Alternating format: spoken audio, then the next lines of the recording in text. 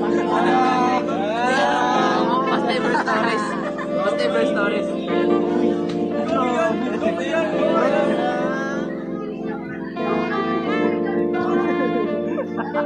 Uy, ayos mo ah.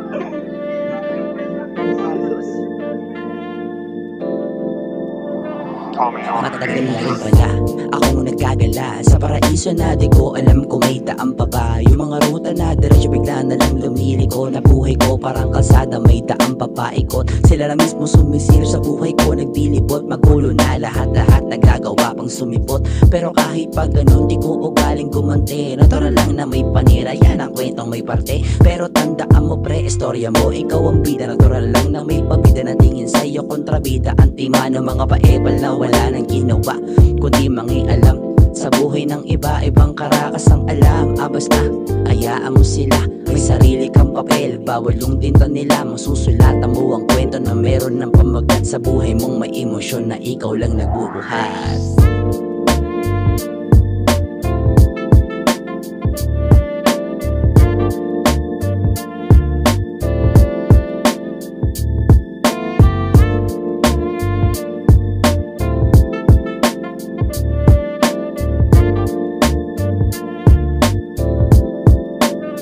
Halika ating alamin kung saan nagsimula. 12 anyos ang edad nung natutong tumula sa kapiraso na papel at panulat lang ang dala. Gumagawa ako ng ingay na parang may mahika. Hanggang sa ito sila, hindi sila sakin sang-ayon sa sarili kong bangka. Kakilala ko mga alog, problema lang ang hinahamon. Tipikal na may suntok, mga tinig sa lalamunan na munti kong malunok. Bigla akong napatanong, bakit pa ako nandirito? May talento pang bihira at iba't ibang estilo. Binuhos ko na rin lahat at naggawang masakripisyo para na rin sa sarili at ikakasaya dito. Lahat ata ng bagay mismo nagawa ko na. Ang katanungan lang naman naging masaya ka ba? Pagpatagal ang patagal, meron ka lang natututol. Mag-ingat lang sa isusubong ka, ni baka mabulunan.